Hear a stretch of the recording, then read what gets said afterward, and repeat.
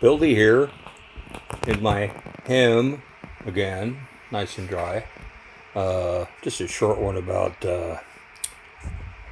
banking problems in Russia and sanctions problems.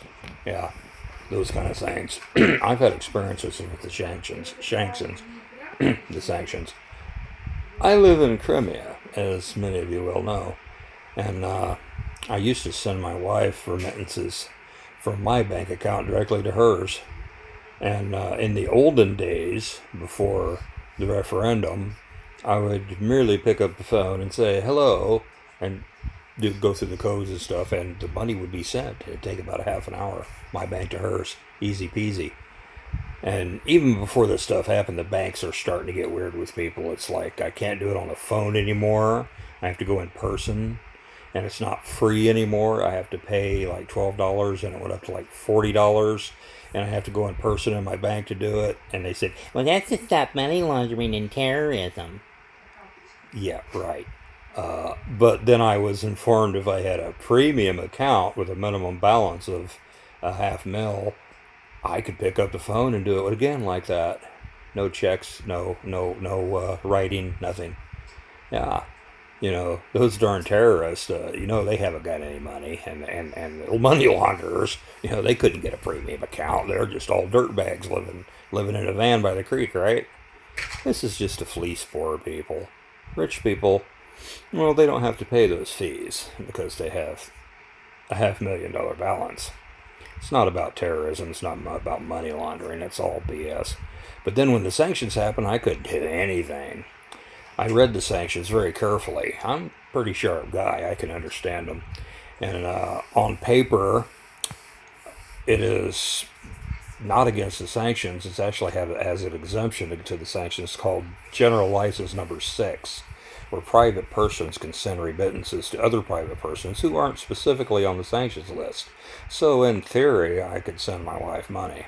And I tried, and it was confiscated by the bank, the uh, intermittent bank, the intermediary bank. I forget which one it was. I think it's Citibank. So it went from it went from my bank to Citibank and disappeared.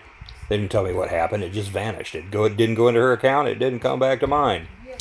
I had to do a lot of internet work and a lot of phone calls, and finally somebody told me, "Oh, that was confiscated for sanctions violations." But General License Number 6 says that's not a sanctions violation. Well, you have to file a complaint. No, I filed a complaint with the OFAC. And round and round and round and round we went. They finally figured out, yeah, they did confiscate my money instead of the sanctions violations. They didn't notify me, didn't say anything like that. It just disappeared. OFAC said they'd investigate. And it'd be at least 6 months. Nice. That's my experience anyway. 6 months later, they says, well, we found out it was not a sanctions violation, and they gave me my money back. Isn't that nice?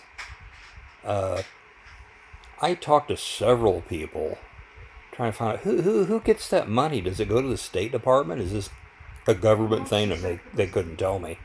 Finally, somebody did imply very strongly that the bank gets to keep it. So they're motivated to find sanctions where there's not any sanctions.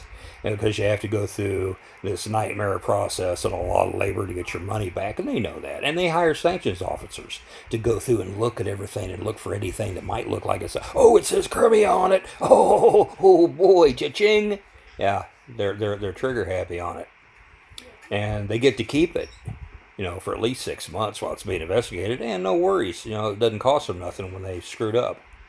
And they might get to keep it for good. It's privateering. The government lets them privateer and just pretty much steal money from you if it has a certain country's name on it.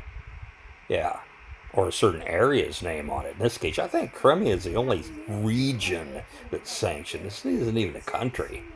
It's part of another country that they sanction. That makes things complicated here, too. Anyway, I had to get an online account and, with a Moscow address. That worked pretty good. They don't have joint bank accounts here. Last I was told, me and my wife can't have a joint account.